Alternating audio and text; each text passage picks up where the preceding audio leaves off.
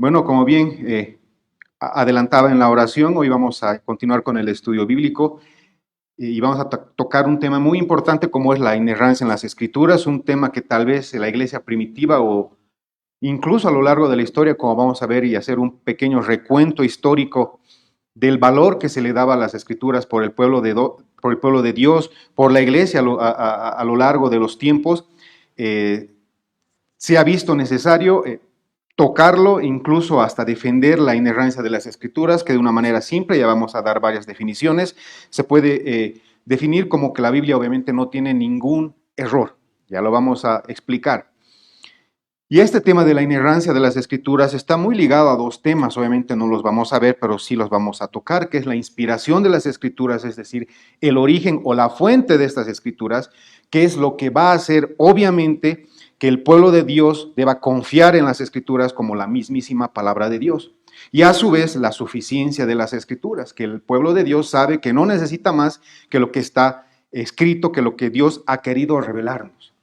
Es bueno traer a nuestra mente el hecho de que a Dios le ha placido revelarse al hombre y ha sido a través de las Escrituras, a través de esos 66 libros que tenemos hoy compilados en el canon de las Escrituras, lo hemos visto un poco muy resumido en anteriores capítulos, y es a través de ellas que Dios se ha comunicado con el hombre, ha decidido revelarse al hombre y ha decidido mostrarle su mensaje, ¿no? Y todo ese plan de salvación. A su vez decimos de que ese mensaje, esa revelación que le ha placido a Dios hacer al hombre, sí ha sido utilizado, el hombre utilizado como un instrumento para dejarnos las Escrituras. El hombre ha sido utilizado por Dios con todas sus características, con todo el estilo, con todo ese trasfondo de cada autor para dejar plasmada su palabra en las Escrituras. El hecho de que las Escrituras, como vamos a ver también en algunos versículos, haya sido inspirada por Dios, hablada, exhalada por Dios, cada una de las palabras que se encuentran en las Escrituras, nos hacen obviamente suponer su veracidad. No habría ningún margen de duda o cuestionamiento del pueblo de Dios, de un creyente, de poder asignarle cierto grado de engaño, mentira o error a las Escrituras. Como bien decíamos, por su origen divino, por la inspiración de las Escrituras, que fue obviamente a través del Espíritu Santo. Dicen muchos autores, un origen sobrenatural. Al ser el origen o la fuente sobrenatural, Dios mismo, inspirado por el Espíritu Santo, la consecuencia va a ser de que toda la Escritura sea infalible e inerrante. Dos términos que si bien no se tocaron a lo largo de la historia, si vale el término, con esas palabras, especialmente el inerrante, el infalible, sí vamos a ver en algunas confesiones de fe y en algunos pensamientos también, obviamente, de teólogos a lo largo de la historia. Se ha visto como que la necesidad en estos tiempos, especialmente a partir del siglo XIX, mediados, fines del siglo XIX y mucho más fuertemente en el siglo XX, tocar ese tema de la inerrancia de las Escrituras, de la infalibilidad de las Escrituras. Bien señala un autor, y creo que todos los creyentes sabemos, que el hombre es falible, el hombre puede errar, no hay un hombre perfecto, el único hombre perfecto sin mancha y sin pecado fue Jesucristo. El hombre, ya de una manera más cotidiana, humanamente hablando, puede cometer muchísimos errores en el trabajo que realiza, en las palabras que pronuncia, etcétera, etcétera. O sea, la falsedad, como bien dice un autor parcial, obviamente, caracteriza la vida de todo ser humano, de todo hombre y mujer. Pero cuando hablamos de Dios, obviamente la Biblia nos muestra y la naturaleza de Dios es veraz, que Él jamás va a hablar mentira o hablar engaño. ¿Quién es el padre de la mentira? ¿Quién es el que habla engaño? Es Satanás. Entonces, tristemente, como vamos a ver a continuación un pequeño recuento histórico, y no es un ataque tal vez muy fuerte a lo largo de la historia, sí en los últimos siglos, se está cuestionando la veracidad de Dios, al decir que la Biblia tiene errores. Y eso es algo que no podemos permitir y que obviamente eso no se tolera a través de las Escrituras porque claramente nos muestra la palabra de Dios que Él es veraz y el hombre es mentiroso. Entonces Dios jamás puede cometer errores, jamás puede hablar falsedad, jamás puede decir una mentira, algo impreciso o inexacto en el término de mentira o engaño. Hay ciertas características en las Escrituras que Dios, utilizando a los hombres como instrumentos, nos va a dar una manera de escribir, una manera, les va a dar a esos hombres obviamente su revelación, pero a través de ellos se va a dejar ciertos datos en las escrituras, ¿no es cierto?, de cifras aproximadas, de un lenguaje ordinario en el sentido de que se utilizaba en ese tiempo, pero jamás se va a hablar de una falsedad o de una mentira. Por ende, como una breve conclusión para ingresar al recuento histórico, atacar la inerrancia de las escrituras, bien dicen varios autores y teólogos, es un ataque directo ¿a qué? A la integridad de Dios, a la veracidad de Dios. Estamos atacando el fundamento del cristianismo, que es su palabra, que Él mismo inspiró. Y como bien vamos a defender, la iglesia sola escritura, la iglesia de Dios, ¿no es cierto? Yo creo que todo creyente defiende la inspiración verbal y plenaria de las escrituras, tanto Antiguo y Nuevo Testamento. Verbal, cada una de las palabras. Cada una de las palabras es palabra de Dios. Y plenaria todo, tanto el Antiguo como el Nuevo Testamento. Esos 66 libros en su conjunto. Todo creyente debe saber, en primera instancia, qué dice la Biblia de la palabra de Dios. Cómo califica, cómo caracteriza las escrituras a la palabra de Dios. Y podemos decir sin equivocarnos cómo Dios califica a su palabra. Y vamos a tocar, y quiero que toquemos varios textos, y quiero que esos textos estén en nuestra cabeza a lo largo de la exposición. Uno de los textos que se utiliza muy fuertemente para defender esta inerrancia de la Biblia, que en la Biblia no hay errores, es Mateo 5:18. Y vamos a leer desde el versículo 17 para ver un poco el contexto. Jesús hablando y nos dice, no penséis que he venido para abrogar la ley o los profetas, es decir, para dejar sin efecto, para dejar sin obligatoriedad alguna parte de las escrituras. No he venido para abrogar, sino para cumplir, dice. ¿Por qué? Porque de cierto os digo que hasta que pasen, dice, el cielo y la tierra, ni una jota ni una tilde pasarán de la ley hasta que se hubiere cumplido. Salmo 138, vamos a leer varios versículos del libro de los Salmos.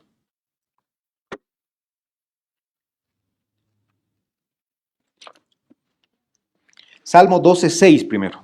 Vamos a ir por orden. Salmo 12:6, la palabra de Dios dice así. Jesús ya nos decía que ni siquiera una tilde, una coma, o sea, como que la palabra más pequeña del alfabeto, por así caracterizarlo, no va a pasar de la escritura. Salmo 12:6. Las palabras de Jehová son limpias, como plata refinada en horno de tierra, purificada 7 veces, es decir, no tiene imperfecciones, no tiene error. Vayamos al Salmo 33:4.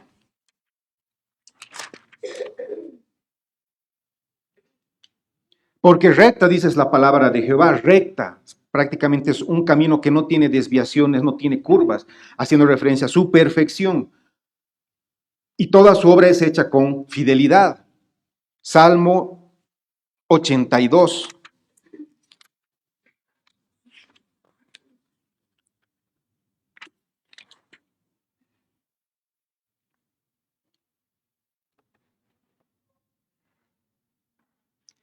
Dios está en la reunión de los dioses y en medio de los dioses juzga. ¿Hasta cuándo juzgaréis injustamente y aceptaréis las personas de los impíos? Defended al débil y al huérfano, haced justicia al afligido y al menesteroso, librad al afligido y al necesitado, librando de mano de los impíos. No saben, no entienden, andan en tinieblas, tiemblan todos los cimientos de la tierra. Yo dije, vosotros sois dioses y todos vosotros hijos del Altísimo, pero como hombres moriréis y como cualquiera de los príncipes caeréis. ¿Por qué hago referencia a este versículo?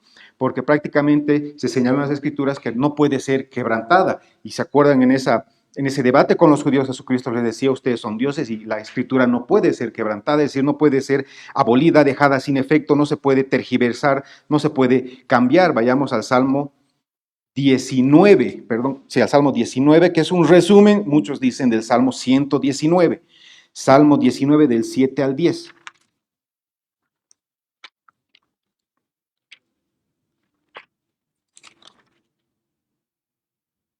La ley de Jehová es perfecta, que convierte el alma. El testimonio de Jehová es fiel, hace sabio al sencillo. Los mandamientos de Jehová son rectos, que alegran el corazón. El precepto de Jehová es puro, que alumbra los ojos. El temor de Jehová es limpio, que permanece para siempre. Los juicios de Jehová son verdad, todos justos. Deseables son más que el oro y más que mucho oro, afinado y dulce es más que la miel y que la que destila del panal. Vemos una serie de características de perfección, de verdad, de rectitud, de pureza en la palabra de Dios. Toquemos algunos pasajes más, otros vamos a tocarlos a lo largo de la exposición. Hay demasiados pasajes que nosotros como creyentes debemos tomar en cuenta y creer, obviamente, en los cuales se asevera que la palabra de Dios no tiene errores, es perfecta, es pura, no tiene ningún tipo de impurezas. Podemos irnos a Salmo 119, que muchos dicen que es un poema de la palabra de Dios. Hay muchísimos versículos que tratan respecto de la palabra de Dios. 119.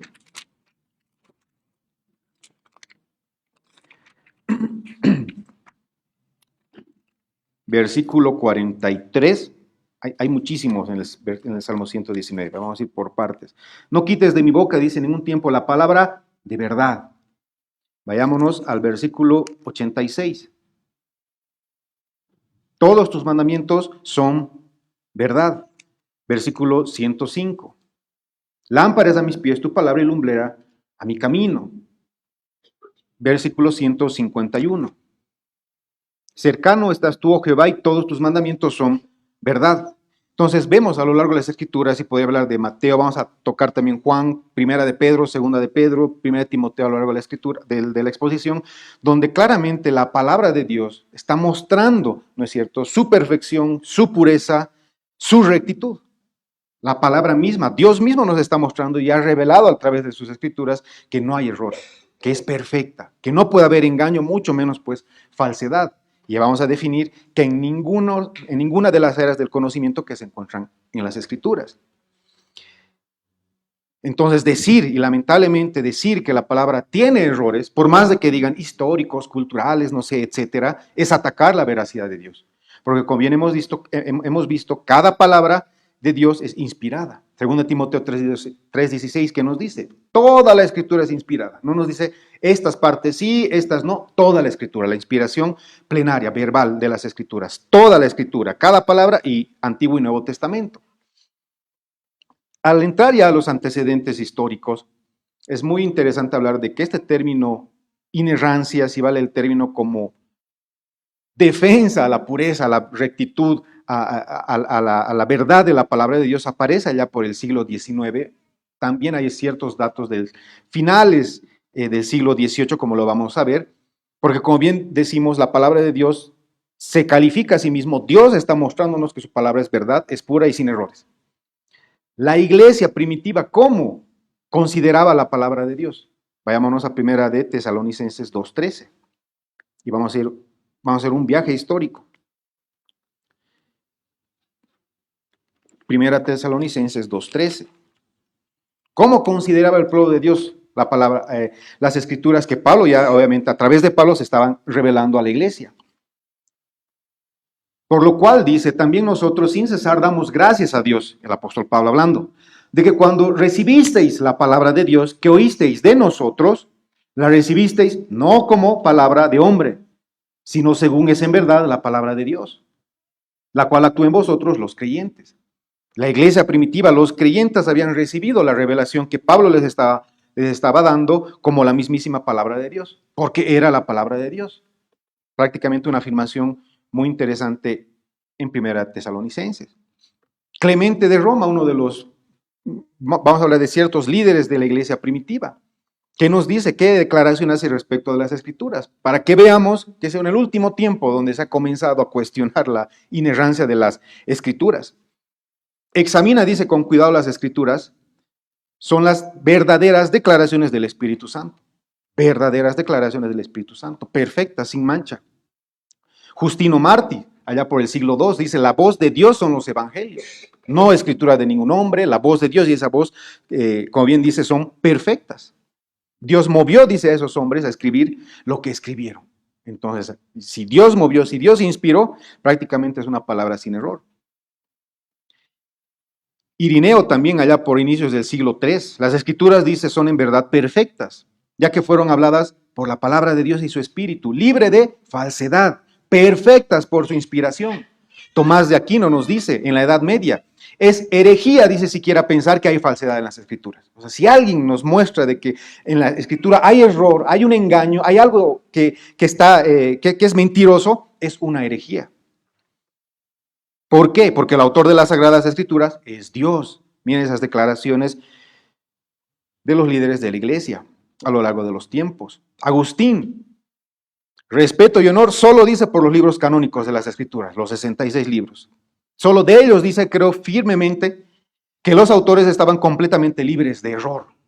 Inerrancia, ya vemos, miren cómo el término hasta inerrancia ya lo hablarán los padres de la iglesia. John Wycliffe dice, la estrella matutina de la Reforma, realmente, y su declaración es bien interesante, dice, realmente, ya que la totalidad de las Sagradas Escrituras, la totalidad plenaria de las Escrituras es la palabra del Señor, ningún testimonio puede ser mejor, más certero o más eficaz, pues si Dios, que no puede mentir, ha dicho algo en su propia Escritura, que de por sí es un espejo de su voluntad, entonces eso es verdad. Lutero en el siglo XVI, inicios del siglo XVI, las Escrituras no provienen de hombres sino de Dios. Dios no se equivoca. Calvino nos dice, se les debe dar a las Escrituras la misma reverencia que a Dios. Imagínense, ¿por qué? Porque provinieron de Dios. ¿Qué más nos dice Calvino? Los apóstoles, dice, fueron los escribas genuinos y confiables del Espíritu Santo. Por lo tanto, sus escritos deben ser considerados como los oráculos de Dios. Nuestra confesión de fe, las Sagradas Escrituras, constituyen la única regla suficiente, segura e infalible de todo conocimiento, fe y obediencia salvadores. Todos ellos fueron dados por inspiración de Dios para hacer la regla de fe y de vida, y nos da la lista de los 66 libros. Un pequeño repaso de la historia. ¿Cómo consideraban los cristianos teólogos eruditos a la palabra de Dios? Perfecta, verdad, sin error. Pero a finales de los años del siglo XIX, 1860 más o menos alrededor, Charles Bridge, un profesor, dice, del seminario Union Seminary en Estados Unidos, escribió negándole de la infalibilidad de las Escrituras. ¿Qué sucedió? Cuando ya se comenzó un poquito a esbozar este ataque a la palabra de Dios. Al mencionar, siquiera suponer, de que tiene errores, de que no es confiable al 100%. Obviamente, hombres de Dios han respondido. Benjamin Warfield y A.A. Hodge, dice que es el hijo de Charles Hodge, escribieron un artículo defendiendo la inerrancia de las Escrituras, que es uno de los baluartes de la defensa de la inerrancia de las Escrituras. Si mal no me equivoco, titula La autoridad y la inspiración de las Escrituras. Allá por el año 1960, el seminario Fuller ya niega la infalibilidad de la Biblia, y desde ahí comienzan un poco que a querer distinguir el término inerrancia e infalibilidad, mencionando que la Biblia puede ser infalible, es decir, fiable, no nos va a llevar en un camino equivocado en cuanto a temas de la salvación, en cuanto a temas de fe y de práctica, ya vamos a tocar ese tema un poquito más adelante, pero sí tiene errores. O sea, recién, son siglos atrás, que se ha comenzado a esbozar esta doctrina de demonios, cuestionando, ¿no es cierto?, la inerrancia de las Escrituras, que a lo largo de la historia, teólogos, eruditos, cristianos, la tenían en una alta estima como debemos tenerla, perfecta, sin mancha y sin errores. Tristemente, ahí por el siglo XX, siglo XIX y XX, fines del siglo XVIII, comenzó a atacar la inspiración verbal y plenaria de las Escrituras. ¿Cómo podemos definir ahora esta doctrina de la inerrancia de las Escrituras? Que es bueno que la conozcamos y sepamos defenderla cuando quieran atacarla. En 1978 se ha reunido un concilio de inerrancia bíblica y han sacado un pronunciamiento, la Declaración de Chicago, donde ese concilio ha estado dirigido en una gran parte por el teólogo R.C. Sproul. Y él nos da esta definición de inerrancia de las Escrituras. Escuchen con cuidado. Cuando todas las cosas sean conocidas y puestas a la luz, se demostrará que los escritos originales, los autógrafos de la Biblia, no contienen error alguno, en ninguna área, sea en doctrina bíblica, histórica, ciencia, geografía, geología o cualquier otra disciplina del conocimiento.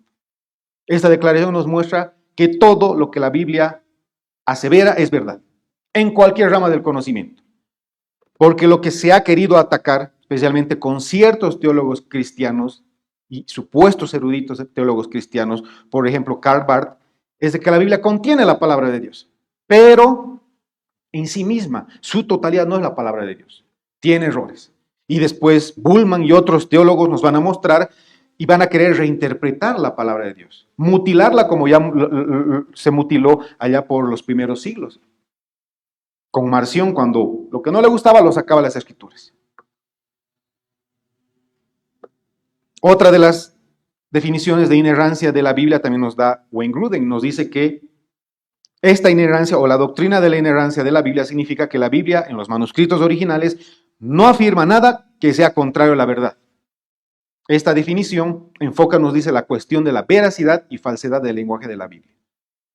Mark Ross nos dice, los 66 libros, Antiguo y Nuevo Testamento, son palabra de Dios escrita. Por lo tanto, están libres de error en todo lo que enseñan. La Escritura no enseña nada falso, porque Dios no puede hacerlo. Entonces vemos que estos ataques a la inerrancia de la Biblia, que han surgido en los siglos pasados, con mucha más fuerza, vendríamos a decir, 2 siglos atrás aproximadamente, han merecido una respuesta de verdaderos creyentes, de un pueblo de Dios que se levanta para defender la inspiración de las Escrituras. Esa inerrancia producto de la inspiración de las Escrituras. En términos sencillos, todo lo que la Biblia enseña, todo lo que la Biblia dice, es verdad. Sea de historia, sea de ciencia, sea de geografía, sea de geología, sean de las reglas de nuestras prácticas de fe y de conducta, es verdad. Ya vamos a tocar algunos versículos de cómo la Biblia ha mostrado incluso a la ciencia, ¿no es cierto?, que ella tenía la verdad en muchas ramas del conocimiento antes de que se descubran por la razón o por el conocimiento del hombre.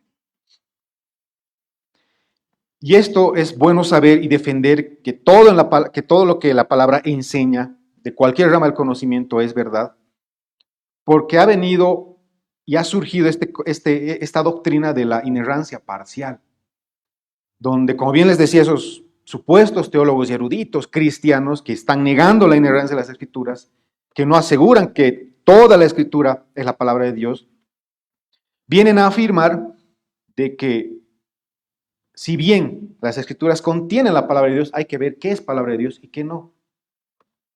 Ya hemos visto algunos versículos de los cientos que hay en la palabra de Dios que nos muestran que toda la Escritura es palabra de Dios, es perfecta, es pura, sin imperfecciones, sin error, sin mancha, etcétera, etcétera.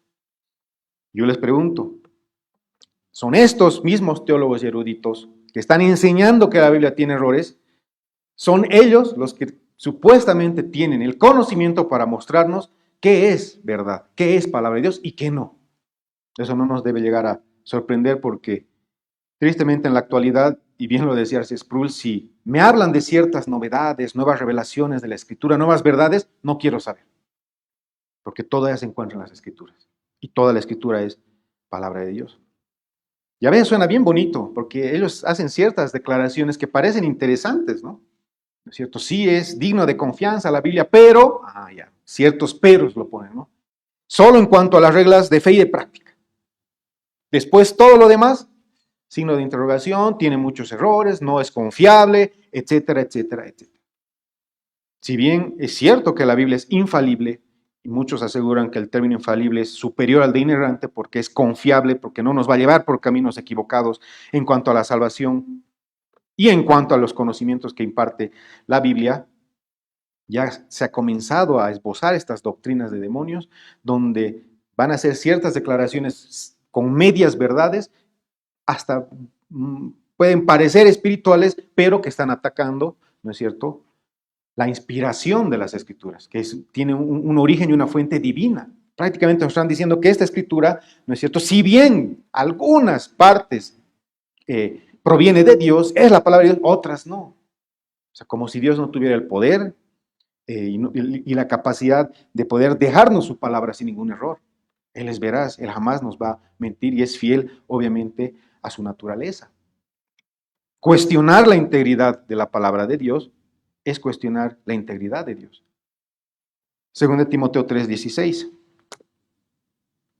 Ahora vamos a ver otro tanto de palabra de Dios.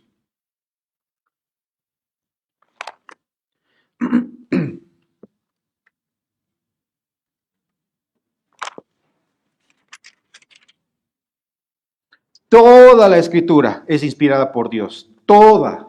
No dice solo en cuanto a ciertos mandamientos o reglas de conducta o reglas de fe. No. Toda la escritura es útil para enseñar, para redarguir, para corregir, para instruir en justicia, a fin de que el hombre de Dios sea perfecto, enteramente preparado para toda buena obra. Segunda de Pedro. Vayámonos a segunda de Pedro. Segunda de Pedro 1:21. Desde el 19, tenemos también la palabra profética más segura, dice, la cual hacéis bien en estar atentos como una antorcha que alumbre en lugar oscuro hasta que el día esclarezca y el lucero de la mañana salga en vuestros corazones. Entendiendo primero esto, dice, que ninguna profecía de las Escrituras es de interpretación privada.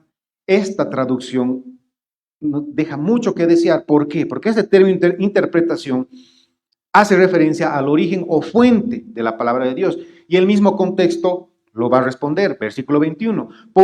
Porque nunca la profecía fue traída por voluntad de Dios, por voluntad humana, perdón, sino que los santos hombres de Dios hablaron siendo inspirados por el Espíritu Santo.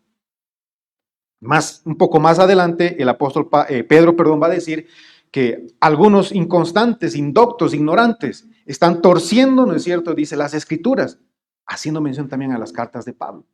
Entonces, ¿qué nos muestran esos versículos, esos pasajes? Que el origen, la fuente de las Escrituras es el mismo Espíritu Santo, es el mismísimo Dios.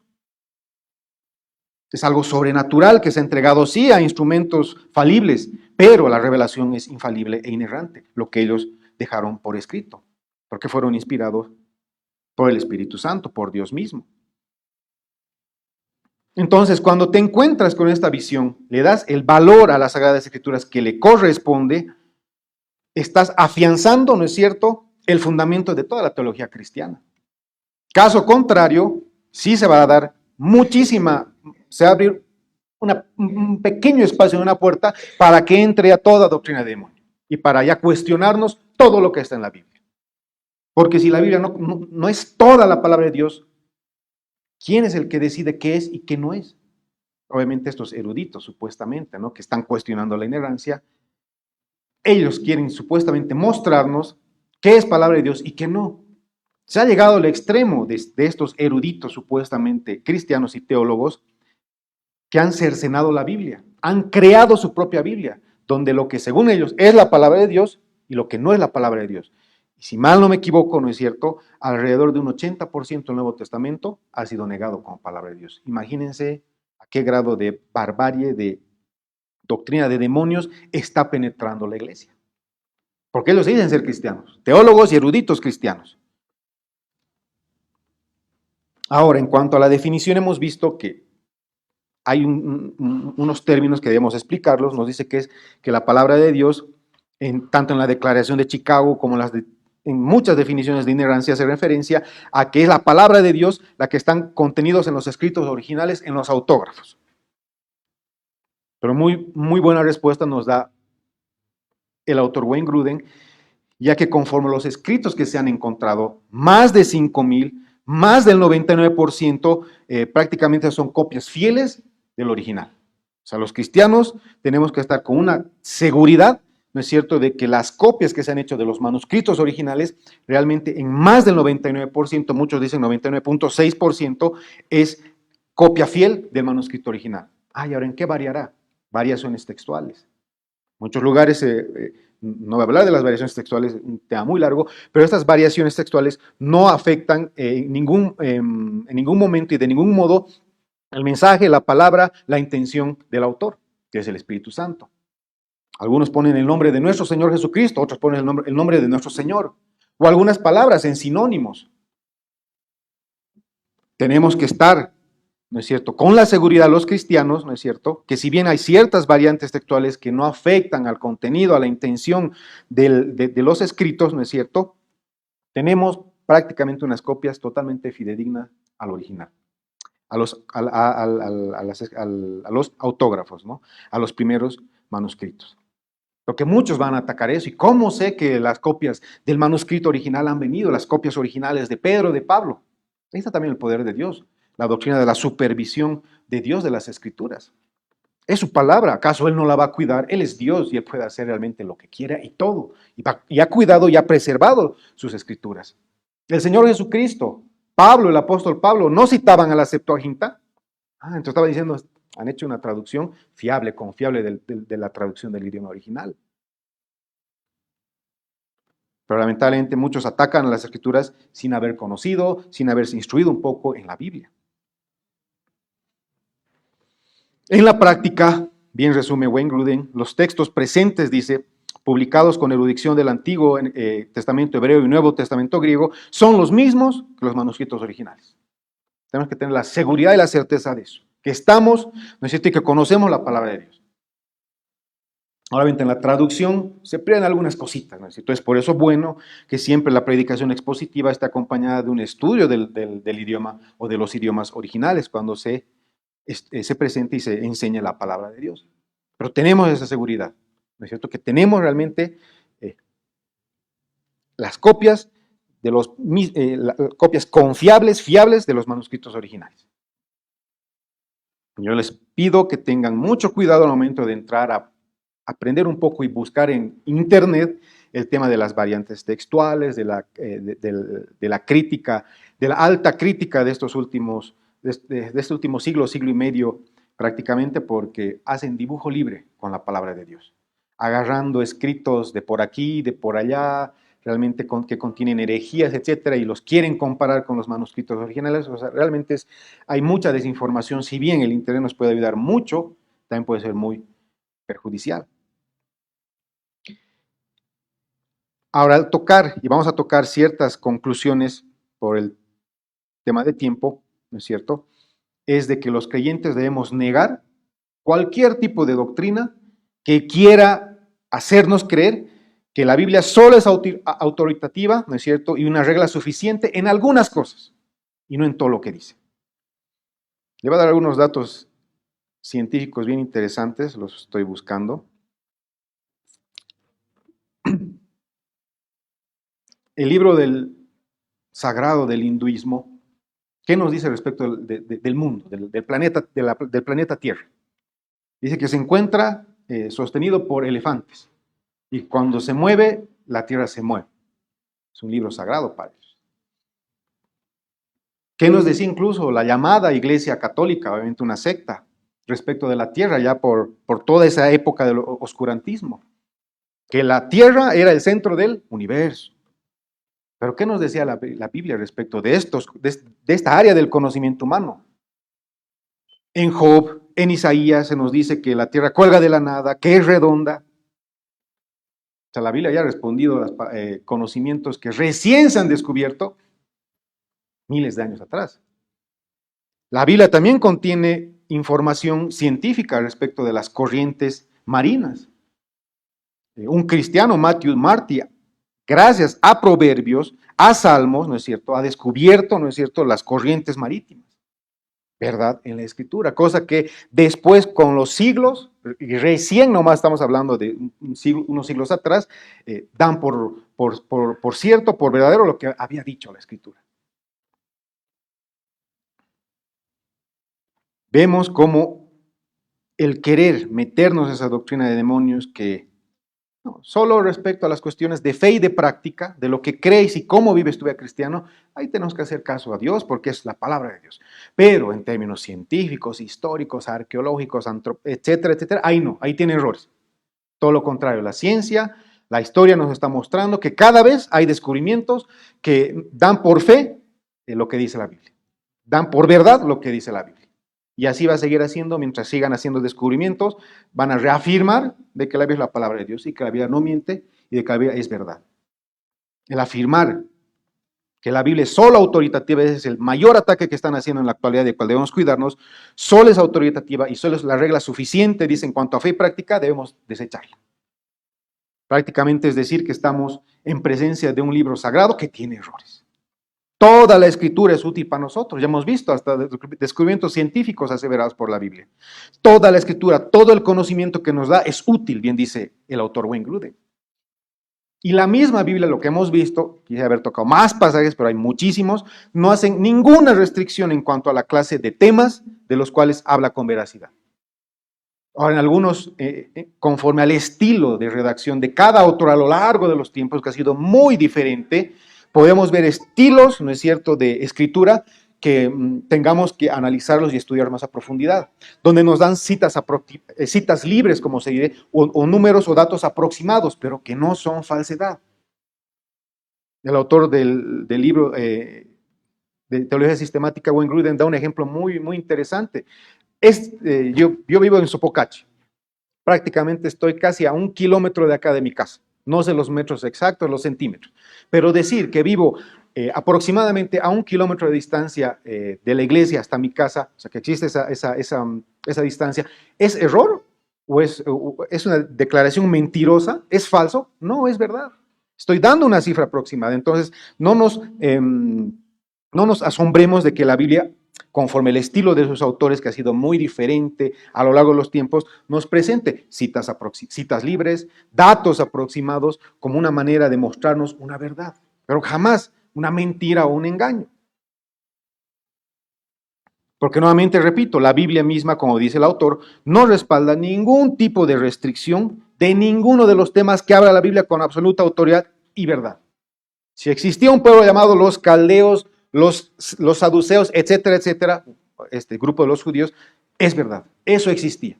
Por más de que hasta ahorita no se hayan encontrado ciertos descubrimientos que nos den la certeza, más todo lo contrario, mientras más escarban, mientras más descubrimientos, realmente nos dan la razón, que lo que decía la Biblia era verdad.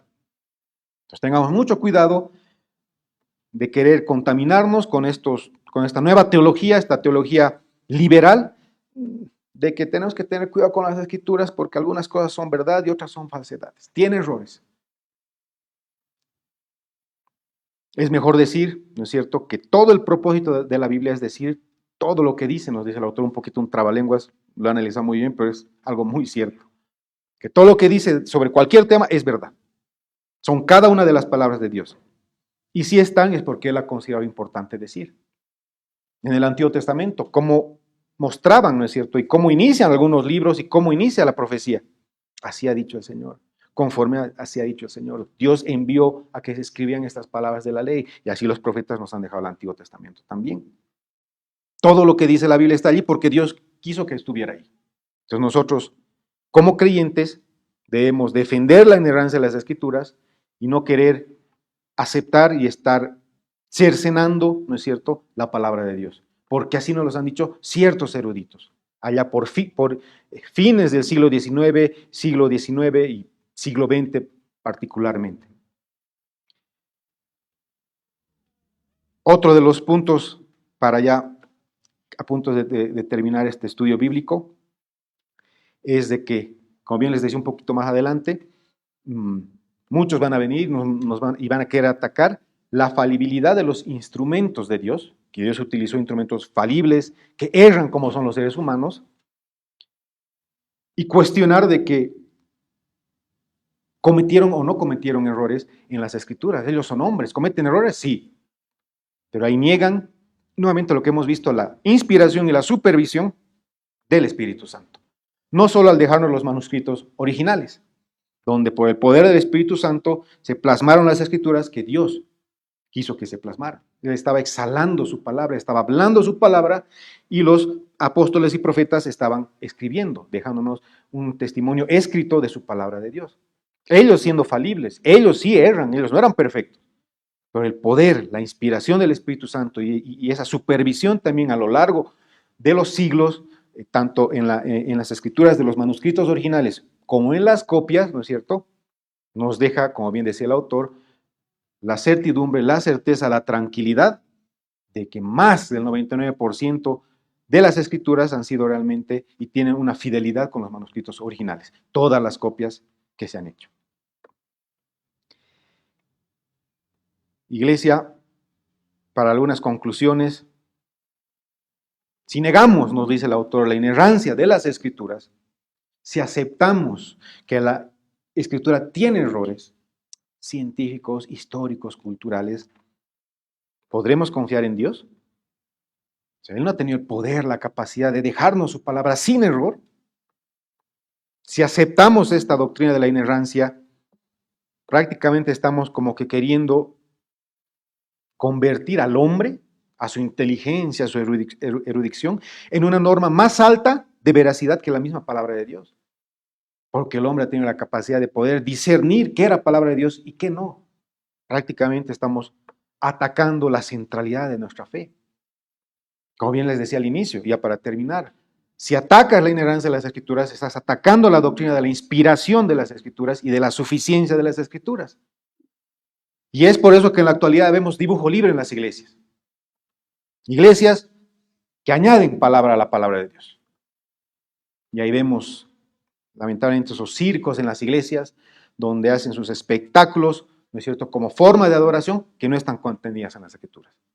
Y por otro lado, hay gente que le va a quitar palabra de Dios a la mismísima palabra de Dios, porque supuestamente su erudición les ha hecho llegar a la conclusión de que existen errores en la palabra de Dios. ¿Qué nos dice para terminar ya Apocalipsis? Si le quitas o si le añades algo a este libro, entendiendo como la totalidad los 66 libros, las plagas que se van a derramar sobre los impíos se van a duplicar. Tratemos a la palabra de Dios como lo que es, la mismísima palabra de Dios, suficiente e inspirada por Dios, toda y cada una de las palabras, y Antiguo y Nuevo Testamento.